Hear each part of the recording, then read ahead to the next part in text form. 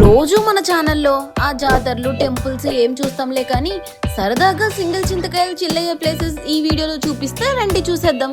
So ఈ వీడియోలో మనం Vizag to Araku bike ride, hill view points, Ananthagiri water falls, Araku stay, bachelor cooking, Ranajilleda water falls and coffee plantation ఇవన్నీ ఈ వీడియోలోనే 1500 బడ్జెట్లోనే కవర్ చేయబోతున్నాం. పదండి గైస్, మనం ఊటీకి పోదాం. అయ్యో ఊటీ కాదు, మన అందరి ఫేవరెట్ ప్లేస్ అయినా ఆంధ్ర ఊటీ అరకుకి పోదాం. విజిల్ ఒకటే సరిపోదు, బద్దలైపోయి బ్యాక్గ్రౌండ్ మ్యూజిక్, స్లో మోషన్, గాల్లో కోట ఎగటాలు, చాలా స్పెషల్ ఎఫెక్ట్లు ఉన్నాయి. నేను ప్లాన్ చేస్తాను, నువ్వు వచ్చే బ్రదర్.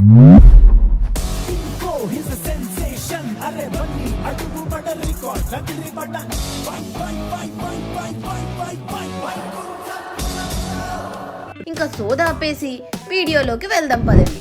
మేమైతే బళ్ళు వేసుకుని పొద్దున్నే 6 గంటలకు వైజాగ్ లో స్టార్ట్ అయ్యాం. అరకుకి మనం 2 దారుల్లో పోవచ్చు. ఒకటి వేపకుంట పాడేరు రూట్ లో, రెండవది పెందుర్తి ఎస్కోట మీదుగా.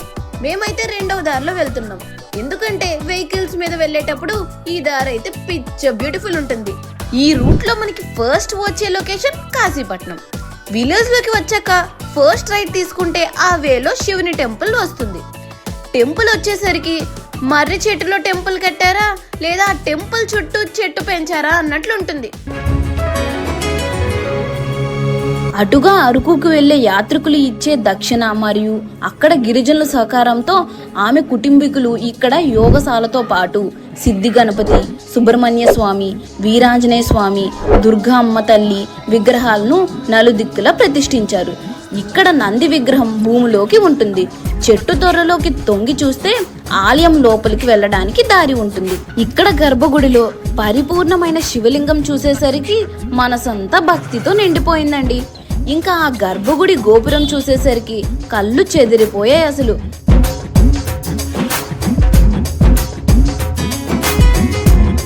ఇంత పెద్ద తొర్ర మధ్యలో ఈ టెంపుల్ ఉందా అని ఆశ్చర్యం వేసింది. ఆ లయకారుని మహిమలు ఏంటో ఎవ్వరికీ అర్థం కావు.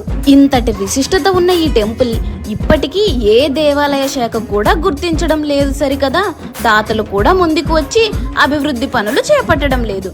ఇక్కడ ఎక్కువగా కార్తీక మాసంలో అరకు వెళ్లే టూరిస్టులు ఆలయాన్ని దర్శించుకుని పక్కనే ఉన్న గోస్తాని నది దగ్గర వనభోజనాలు చేస్తారు. ఇలాంటి చారిత్రకమైన టెంపుల్ ని కాపాడుకోవాల్సిన బాధ్యత ప్రభుత్వంతో పాటు మనకు కూడా ఉంది. నేనైతే ఆ ఆలయం ప్రాముఖ్యత తెలపడానికి నా వంతు ప్రయత్నం నేను చేస్తున్నా. మీరు కూడా అటువైపుగా వెళ్ళేటప్పుడు మీ వంతు సాయం మీరు చేసి ఆలయం భద్రతలో సహాయపడి లేదా కనీసం ఈ వీడియో మీ ద్వారా మిగతా వాళ్ళకి చేరవేస్తారని ఆశిస్తున్నా.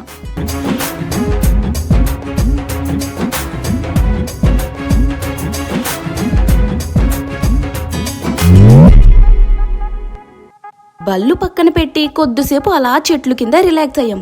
కానీ వాటర్ని చూస్తూ ఎంతసేపు అని ఆగుతాం చెప్పండి. మా గ్యాంగ్ని చూస్తే గోవాకి వచ్చిన ఫారినర్స్ గుర్తొస్తున్నారు. మినిమం ఉంటుంది వాళ్ళతో.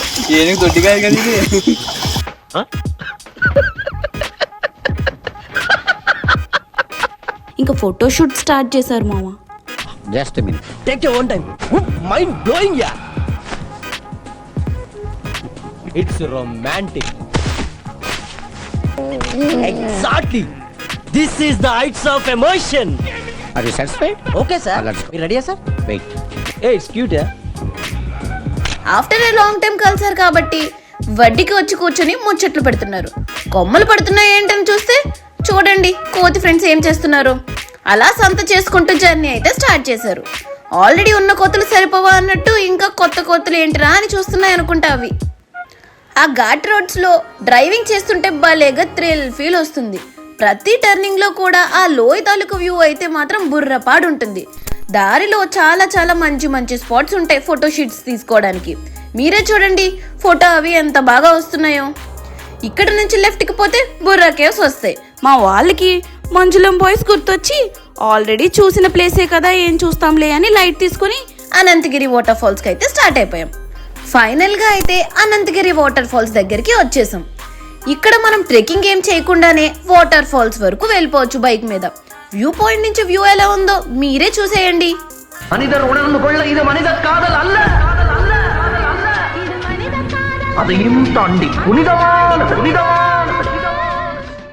కానీ ఇదైతే కొంచెం రిస్క్. ఆ పైకి ఎక్కి ఇప్పటికే ఇక్కడ 5 మెంబర్స్ వరకు ప్రాణాలు కోల్పోయారు. సో ప్లీజ్ కిందనే సేఫ్గా చిల్ అవ్వండి మా అలాగా. ఇంకా లంచ్ టైం అయిందని గుర్తురాగానే ఇంకా అరకుకి స్టార్ట్ అయిపోయాం. దారిలో మనకి అనంతగిరి కాఫీ ప్లాంటేషన్ వస్తుంది. కాఫీ అండ్ ఫోటో షూట్స్కి అయితే భలేగా ఉంటుంది.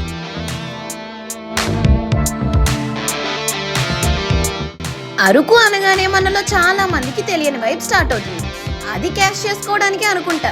ఎక్కడ చూసినా కాటేజెస్ అండ్ కొత్త బిల్డింగ్స్ తో నింపేస్తున్నారు. వాటర్ ఫాల్స్ దగ్గర ఎరగబడి ఫుల్ గా అలిసిపోయారు మా గ్యాంగ్. సో ఇక్కడే స్టార్ అన్నపూర్ణ హోటల్ కి వచ్చి ఫుల్ గా లాగించేశారు. బిల్ అయితే 2500 అయింది. స్టే ఎక్కడరా స్వామి అని టెంట్ పట్టుకుని అరకు రోడ్స్ మీద తిరుగుతుంటే టైంకి ఈ రిసార్ట్ కనిపించిందంట. ఎంతమంది అయినా ఉండొచ్చు. కాటేజ్ రెంట్ అయితే 2500. మరి బెడ్స్ అంటారా, కింద పడి దొర్లే మా దండుపాలెం బ్యాచ్ కి అవన్నీ అవసరం లేదు. ఫాస్ట్ గా సామాన్లన్నీ పడేసి పక్కనే ఉన్న రణజిల్లడ వాటర్ ఫాల్స్ కి స్టార్ట్ అయిపోయారు. హోటల్ కి వచ్చిన స్ట్రైట్ రోడ్ లోనే 3.5 కిలోమీటర్స్ వెళ్తే వాటర్ ఫాల్స్ వస్తుంది. ఆ వాటర్ ఫాల్స్ కి ఆ పేరు ఎలా వచ్చిందంటే పక్కనే ఉన్న రణజంగిడి విలేజ్ వాళ్ళు ఆ పేరు పెట్టుకున్నారు. చూడడానికి బాగానే ఉన్నా దీనికోసమా ఇంత దూరం వచ్చారనుకున్నారు. బట్ పైనుంచి వచ్చిన భయ్య ట్రెక్కింగ్ చేసుకుని లోపలికి వెళ్తే అసలైన వాటర్ ఫాల్స్ దగ్గరికి వెళ్తారని మోటివేట్ చేసేసరికి ట్రెక్కింగ్ స్టార్ట్ చేశారు. ఫైనల్ గా ఫోటోగ్రాఫర్ అది తెలివి వల్ల వెళ్లాల్సిన రూట్ కో కాకుండా వేరే రూట్ లో కొండపైకి వచ్చేసారు. బట్ అయినా సరే అక్కడ నుంచి సన్సెట్ అయితే చాలా బ్యూటిఫుల్ గా ఉంది. స్టార్టింగ్ లో చిల్ అవుదాం కదా అని రణజింగిడి వాటర్ ఫాల్స్ కి వస్తే సరేలే చీకటి పడింది కదా అని తిరిగి వచ్చేసారు. రోజంతా ఫుల్ గా తిరిగి చిల్ అయ్యారు కాబట్టి ఆ వ్యూస్ తో మనసు నిండినా కడుపు మాత్రం నిండదుగా. సో కుకింగ్ స్టార్ట్ చేశారు. అరకులో కూడా ఆకులు తిని మా యదవ లాంటి వాళ్ళ కోసం ఫస్ట్ అయితే వెజ్ పలావ్ చేసుకున్నారు. సరదాగా ఫ్రెండ్స్ అంతా కలిసి వండుకుంటే రెస్టారెంట్స్ కూడా ఈ టేస్ట్ ముందు వేస్ట్ మామా. మంచిగా పులావ్ అది దమ్ పెట్టించుకుని పక్కన పెట్టేశారు. తరువాత మ్యాగ్నేట్ చేసిన చికెన్ కుక్ చేయడం స్టార్ట్ చేశారు. 20 minutes లోనే చికెన్ కూడా రెడీ అయిపోయింది. రోజంతా ఫుల్ గా తిరిగి అలిసిపోయారు కదా. సో అలా బయట ఆ కూల్ వెదర్ లో రిలాక్స్ అయ్యి సరదాగా సాంగ్స్ వింటూ కబుర్లు చెప్పుకుంటే చాలు. ఈ లైఫ్ లో ఇంతవరకు ఉన్న స్ట్రెస్ అండ్ టెన్షన్ అన్ని కూడా చిటికలో మాయమైపోతాయి. ఇంకా వేడివేడిగా పులావ్ అండ్ చికెన్ కర్రీ వడ్డించుకుని తినేశారు. మా యదవ మంచి నిద్రలో ఉంటే పక్కనే ఉన్న యదవ లేపి వ్యూ చూద్దాం రారా అన్నాడంట.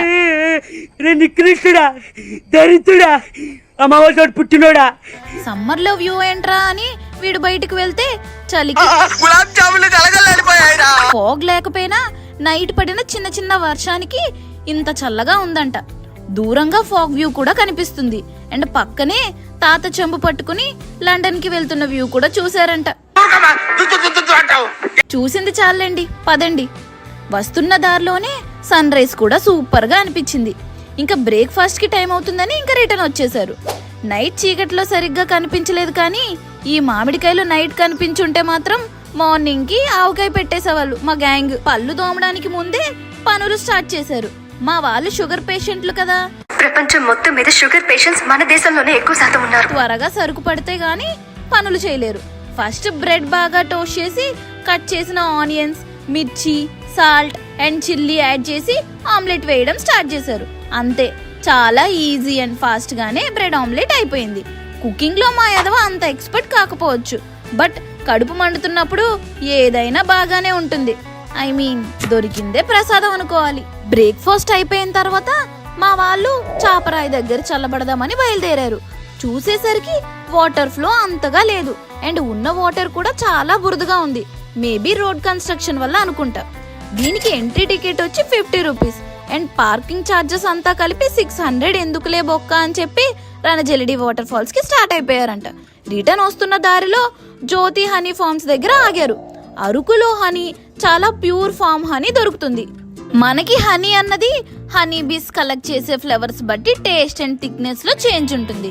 మా వాళ్ళైతే ఫ్రీ శాంపుల్ అని హాఫ్ సీసా అమాంతం నాకేశారు. చెప్పా కదండి, ఓసీగా వస్తే ఇస్తరాకులు నాకేసే రకం. మా యదవైతే ఒక కాఫీ పౌడర్ డబ్బా అండ్ ½ కేజీ హనీ బాటిల్ తీసుకున్నాడంట.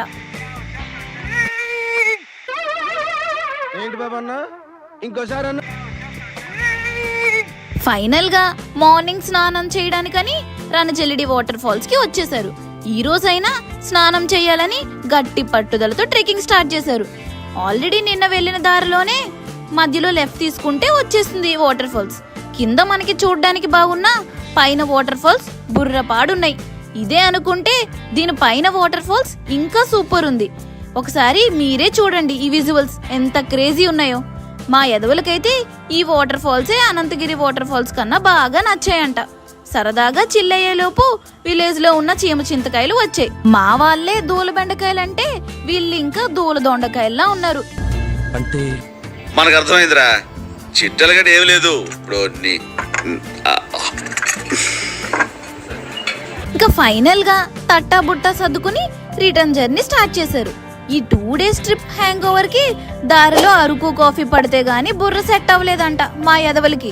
వెళ్తూ వెళ్తూ ఉట్టి చేతులతో ఏం పోతామని అరగంట సేపు బేరమాడి మరి ఈ పనసకాయలు 200కి తీసుకున్నారంట.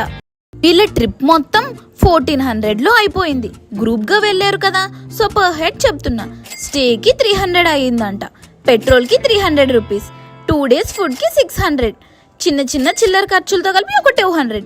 ఇలా టోటల్ ట్రిప్ పర్ హెడ్ 1400 లో అయిపోయింది. వీడియో నచ్చితే లైక్ కొట్టి సబ్స్క్రైబ్ చేసుకోవడం మర్చిపోవద్దు. కుదిరితే మీరు కూడా మీ గ్యాంగ్ తో సరదాగా ఒక బైక్ ట్రిప్ వేసేయండి.